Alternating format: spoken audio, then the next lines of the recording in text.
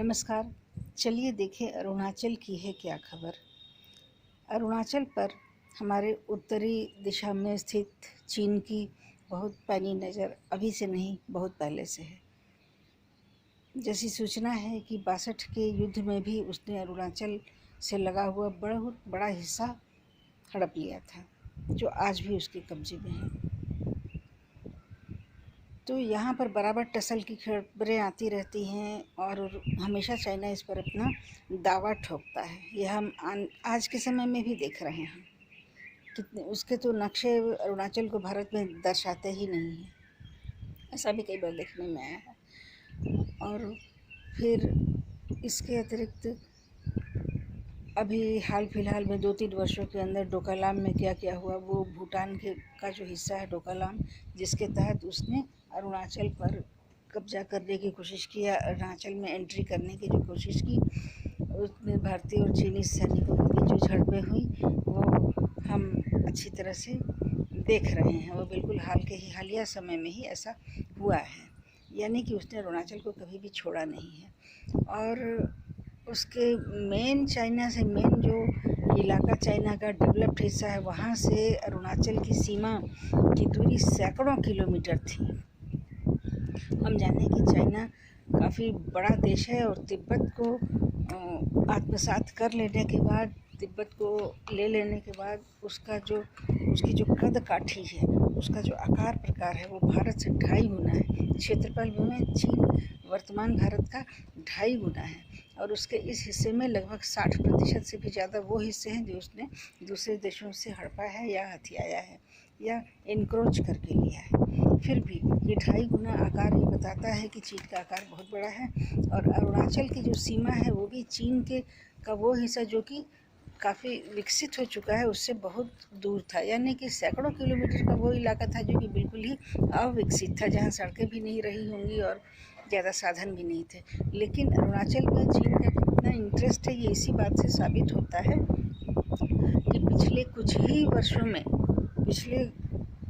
ही दशकों में चीन ने इस स्थान का काफ़ी विकास किया है। इतना विकास किया है, डिफेंस इंस्टॉलेशंस बनाए हैं, सड़कें बनाई हैं, पुल बनाए हैं, रेलें चलाई हैं। उसने काफ़ी तेज़ गति की मॉडर्न ट्रेनें चला रखी हैं। अब ये बताइए कि जब अरुणाचल की सीमा के कितने करीब तक 14 किलोमीटर, मात्र 14 किलोमीटर का ही इलाका है जो कि अब रह गया है, वरना चीन ने बुलेट ट्रेन से लेकर हर कुछ का काफ़ी विकास किया है। इसका मतलब कि आप समझिए कि चीनी सेनाओं को आने और जाने में, रसद ले जाने में और भारत पर आक्रमण करने के लिए एयरबेस बनाने में या उसका इस्तेमाल करने में कितनी आसानी होगी और कितनी ही पहाड़ियों पर उसने अपना दबदबा बनाया होगा जहां उसकी सेनाएं अपनी पैठ कर सकें, जबकि भारत वहां से बिल्कुल आज तक दूर रहा है। कुछ वर्षों पहले तक अवस्था ये थी कि भारत के सैनिक वहाँ पर जा सकें, इसका कोई उपाय नहीं था। ये भारत के अंदर एक साइकोलॉजिकल डर शायद 62 के युद्ध के कारण रहा हो कि भारत ने उस क्षेत्र का विकास ही नहीं किया। और ऐसे भी राजनीतिक हलकों से ये सुनने में आया कि भारत ने इस स्थान पर सड़कें इसलिए नहीं बनाई कि उन्हीं सड़कों का इस्तेमाल फिर प्रतिपक्षी देश करने लगेगा। तो डर का ये आलम था कि न वहाँ सड़कें हुई, न पुल हुए, न डिफेंस इंस्टॉलेशंस हुए, न एयरपोर्ट्स बने, न हेलीपैड्स बने। भारत ने वहाँ पर कोई विकास नहीं किया, उसको यूँ ही छोड़ दिया। और भारत के सैनिक, आप समझ लीजिए कि किस प्रकार से अरुणाचल की सीमा की रक्षा करते होंगे, कितनी कठिनाई होती होगी। सीमाओं की रक्षा अत्यंत कठिन हो जाती है अगर वहाँ सड़कें ही नहीं।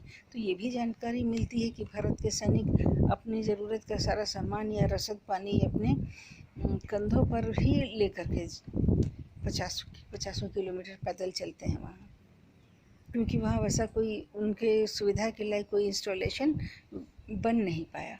लेकिन ये बड़ी राहत भरी खबर है कि वर्तमान सरकार एक दृढ़ इच्छा शक्ति वाली दिखाई देती है और इसने भी काफ़ी विकास के कार्य बिल्कुल तेज़ी में, बहुत द्रुत गति से शुरू किए हैं। फिर भी चाइना से तो पीछे हैं हम, बहुत पीछे हैं। चाइना ने वहाँ दशकों से काफ़ी बड़ी तैयारी कर ली है और बहुत साजो सामान के समेत कितनी तैयारी कर ली है उसका अंदाज़ा नहीं मिल रहा है, जबकि भारत ने अभी प्रारंभ मात्र किया है। लेकिन भारत जितनी तेज़ी से इस क्षेत्र का विकास कर रहा है और चाइना को माकूल उत्तर देने की तैयारी में लगा हुआ है, उसमें इसको देख करके ऐसा लगता है कि आने वाले 5-10 सालों में भारत चाइना को टक्कर देने लगेगा।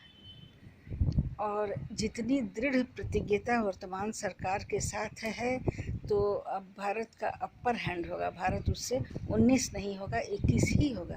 लेकिन समस्या बस एक है, समस्या एक है कि चाइना ने कर लिया है विकास, वह अपनी तैयारी पूरी कर ली है, और जबकि भारत ने अपनी तैयारी शुरू की है। तो ये जो समय जो हम आकलन कर रहे हैं कि 5-7 साल में भारत भी वहाँ पहुँच जाएगा, चाइना को टक्कर देने की या चाइना को रोकने की हालत में पहुँच जाएगा, तब तक क्या चाइना रुकेगा?